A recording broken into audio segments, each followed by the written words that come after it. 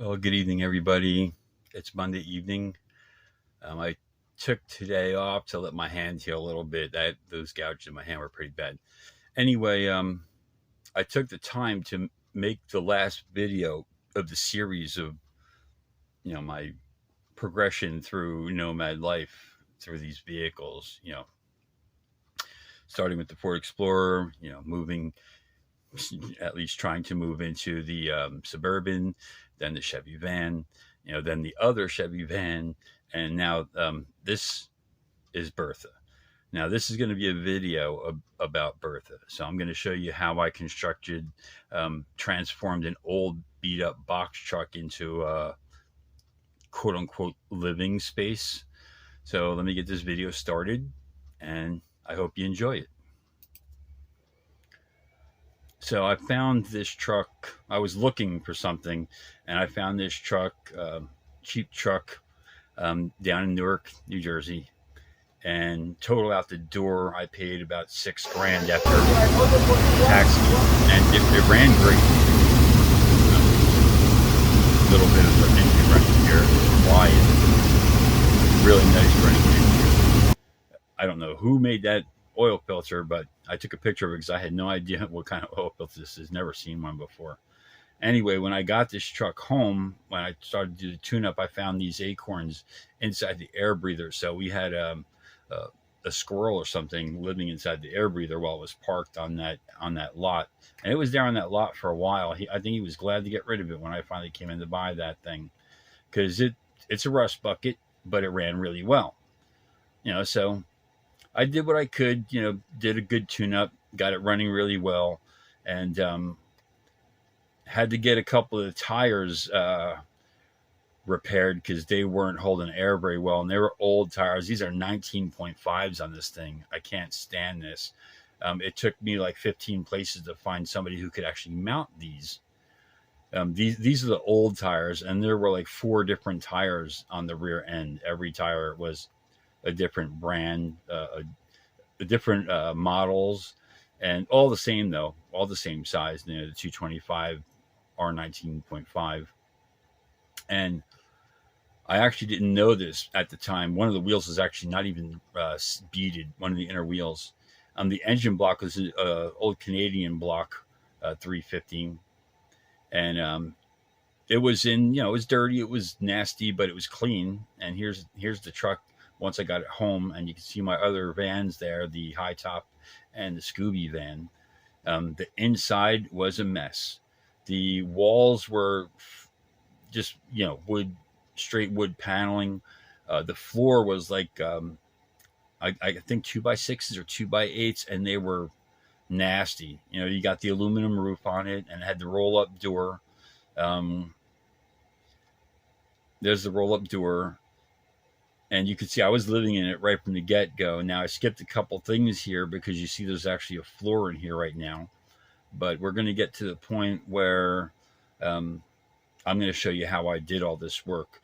The roll-up door was actually rotted and barely lifted up without hinges like literally popping off. So I checked out all this hardware, that the rollers going up the walls, and how to get them off, and how to get this door out of here so I can do something standard, put up a wall. I had no idea what I was going to do at this point, but I did have an idea that I was going to put a solid wall back there and have it be closed up so it's weathers well. But it was pretty simple. You only put the 3 bolts that were holding the glide rails, I guess they're called, where the rollers go up. There were only 3 bolts holding it to the wall, so it wasn't anything crazy to take that part of it off. There's a hole in the roof where I don't know what fell through the roof, but they patched it and repaired it pretty well. I've never got a leak from that repair. The ceiling was all in pretty good shape, except the fact that it was noisy. I mean, the aluminum roof would just bounce around and make god awful noises. This the front of this roof with that quarter, round dome thing in the front, is the only area I have not put a roof on yet. I will very soon because that thing gets extremely hot. I've got most of the ceiling all insulated. You see here I'm putting the soundproofing up on so that the vibration of the aluminum would cut down the noise a little bit. There's the nasty floor. This floor was disgusting when I got this. As you can see right there, the back door is actually off right now. But this floor was, I wouldn't walk in here without shoes on. I knew that I'd probably get nasty old splinters in my feet.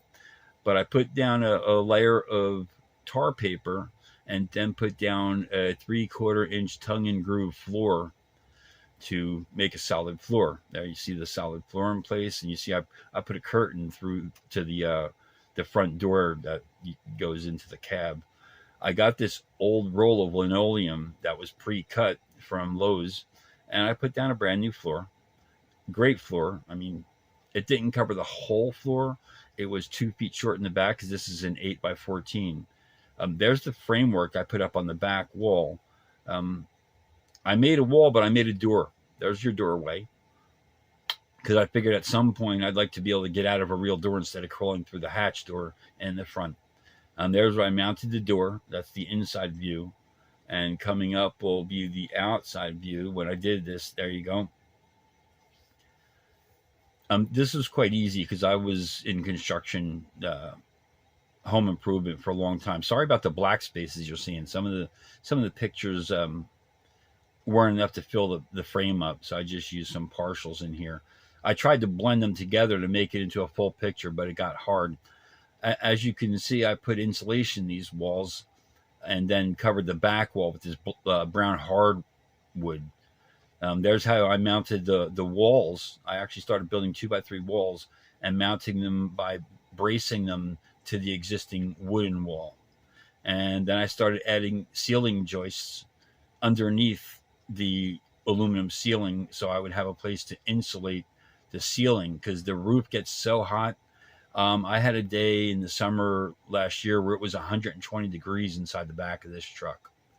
And that's not really something you want to live in. 120 degrees is pretty bad. I hear it's even bad for your lungs. But the insulation you see going in the walls here is it's called Roxol or rock wool. There's the R13 insulation going up in the ceiling. But this rock wool is completely fireproof, not resistant, proof. Legitimately, I threw it in the fire. My dad didn't believe I threw it in the fire. Hours later, we came back. I pulled it out with my hand. It was still not even hot. But I had to put this insulation up because the ceiling was generating so much heat in here. There was no way to really live in the back of this. Actually, the ceiling's not finished yet. I've got about 2 feet in the front, right there in the front. You see where the curve is. I have not put a ceiling on that yet because I got to run all my electrical wires for my solar panels that are on the roof, which will be a video coming up very soon. And all the wiring has to be hidden inside that round area roof. That's where the wires are going to cross from one side of the truck to the other. All the electricity is going to be from the front side, right behind the cab. I already mounted, well, I haven't mounted, but I already have 7 batteries, storage batteries for storing the solar energy in that area. I added lights to the walls. You see, I put paneling up, and I put those push button like closet lights, and they work great in here. And there's the ceiling. The gaps in the ceiling are actually there for a reason. They're to wire across the front, back to the back, to run light wires and a plug wire to the back of the truck where I store my stuff. This way I have a light back there to look through my stuff. Then I moved on. I built a bed frame.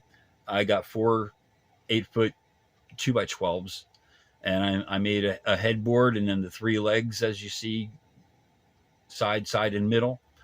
And then I put floor paneling, 5/8 paneling across the top as a bed frame. And there's plenty of storage under there. It's about 12 1/4 inch high because I put feet on the bottom of the 2x12s.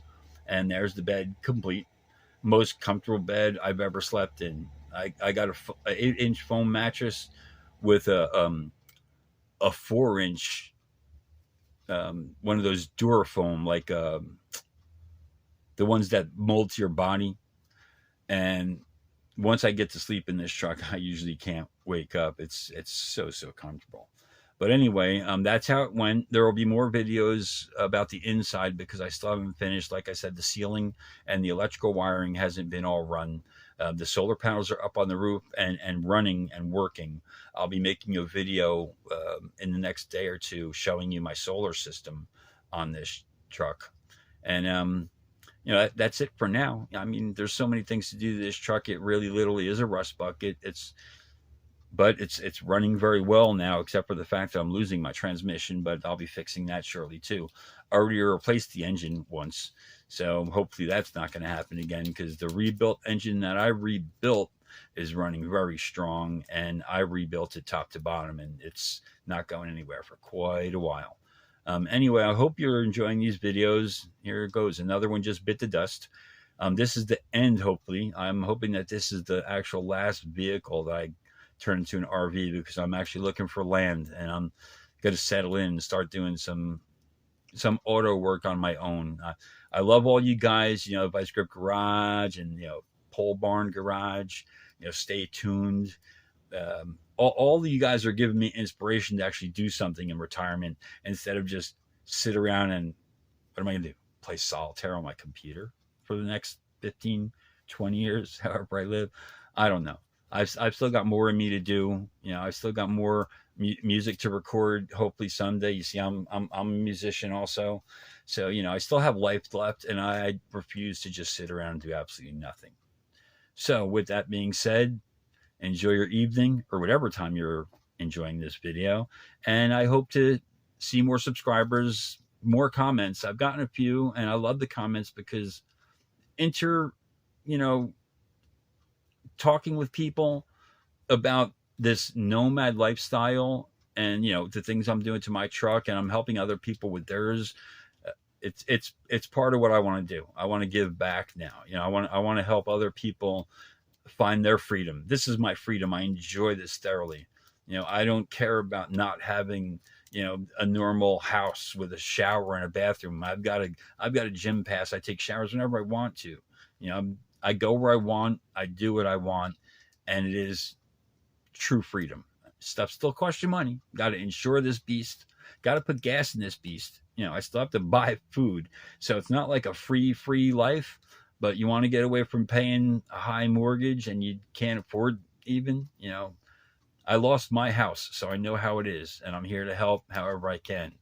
So with that being said, I love everybody, all you guys. Be safe, enjoy life, and I'll be seeing you really soon.